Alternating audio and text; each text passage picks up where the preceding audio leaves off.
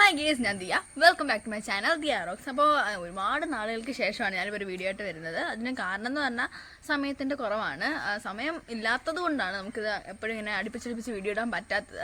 Okay, അപ്പം നമ്മുടെ ഇന്നത്തെ വീഡിയോ എന്ന് പറഞ്ഞാൽ നിങ്ങൾക്ക് എല്ലാവർക്കും ഉപകാരപ്രദമാകുന്ന ഒരു വീഡിയോ ആണ്. അതായത് നമ്മളെപ്പോഴും നമ്മുടെ ചാനലിൽ പൂക്കുന്ന ചെടികളെ പറ്റിയും പൂക്കളെ പറ്റിയും അതിനെങ്ങനെ പരിചരിക്കാം എന്ന രീതിയൊക്കെ ആയിരിക്കും നമ്മളെപ്പോഴും വീഡിയോ ഇടാറ്. പക്ഷേ ഇന്നത്തെ നമ്മുടെ വീഡിയോ എന്ന് പറഞ്ഞാൽ നമുക്ക് കറികളിലും ഒക്കെ ഇടാൻ പറ്റുന്ന ഒരു ചെടിയുടെ വീഡിയോ ആണ്. അപ്പൊ നമുക്ക് വീഡിയോയിലോട്ട് പോകാം.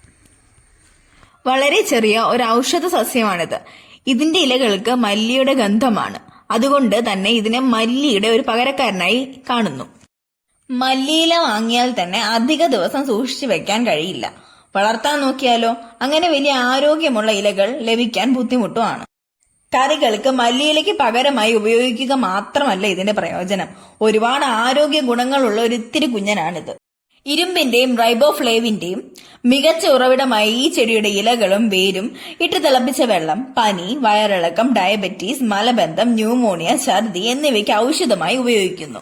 കൂടാതെ കടുത്ത വായനാറ്റം, ദഹന പ്രശ്നം തുടങ്ങിയവയ്ക്കും ഇതൊരു പരിഹാരമായി കാണുന്നു. സന്ധിവേദന കുറയ്ക്കുന്നതിനും ആർത്തവവേദന, ശരീരവേദന, യൂറിക് ആസിഡ് കൂടുന്നതിനുള്ള പരിഹാരം എന്നിവയ്ക്കും ഇത് വളരെ നല്ലതാണ്.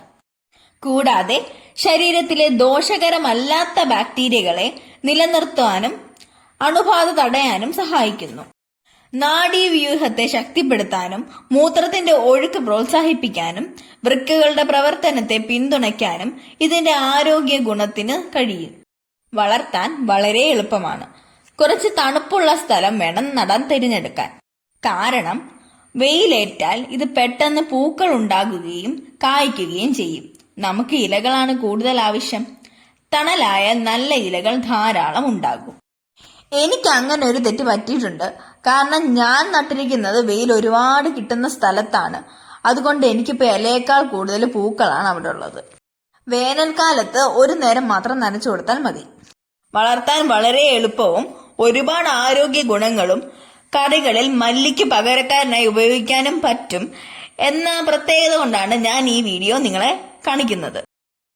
ഇതിന്റെ വേരിൽ നിന്ന് നമുക്ക് പുതിയ ചെടികളെ ഉണ്ടാക്കിയെടുക്കാം. അതല്ലാതെ തന്നെ ഇതിന് വിത്തുണ്ട്. ആ വിത്തൊന്ന് ചെറുതായിട്ട് പാകിയാലും നമുക്ക് അവിടെ നിറച്ച് ഈ ഒരു ചെടി ഉണ്ടായി കിട്ടുന്നതായിരിക്കും. ഇത് പ്രൊപ്പഗേറ്റ് ചെയ്യാനും വളരെ ഈസിയാണ്. ഞാനാണെങ്കിൽ ഒരു പടിക്ക് രണ്ട് പക്ഷി എന്ന് പറഞ്ഞിട്ടാണ് ഈ ഒരു സാധനത്തിനെ നമ്മുടെ വെയിലടിക്കുന്നിടത്ത് കൊണ്ട് വെച്ചത്. ചന്ദന മരത്തിന്റെ മൂട്ടിലായിട്ടാണ് വെച്ചിരിക്കുന്നത്. എല്ലാവരും പറയുന്നതെന്ന് പറഞ്ഞാൽ ചന്ദന മരത്തിന്റെ മൂട്ടിൽ എന്തെങ്കിലും ചെടി വെക്കണം, ചന്ദനത്തിന് നല്ലതാണെന്നാണ് പറയുന്നത്. അതുകൊണ്ട് ഞാൻ അവിടെ കൊണ്ട് വെച്ച്. പക്ഷെ എനിക്ക് അറിയില്ലായിരുന്നു ആ ഒരു സമയത്ത് ഇത് വെയിലടിക്കാത്തടത്ത് വേണം വെക്കാനെന്ന്. അപ്പൊ നിങ്ങൾക്ക് എല്ലാവർക്കും നമ്മുടെ ഈ ഒരു ആഫ്രിക്കൻ ബെല്ലി ചെടിനെ പറ്റി മനസ്സിലായല്ലോ. അപ്പൊ ഇതിന്റെ ഒരു തൈ എവിടെ കണ്ടാലും നിങ്ങൾ അത് മേടിച്ച് വീട്ടിൽ വളർത്താനായിട്ട് ശ്രമിക്കുക. കാരണം അത്രയ്ക്ക് ഗുണങ്ങളുള്ളൊരു ചെടിയാണിത്.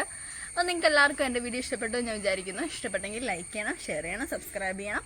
തൊട്ടടുത്തുള്ള ബെല്ലൈക്കനും കൂടി എനേബിൾ ചെയ്താൽ ഞാൻ വീഡിയോ ഇടുമ്പോൾ തന്നെ അത് കാണാനും പറ്റും. അപ്പം ബൈ.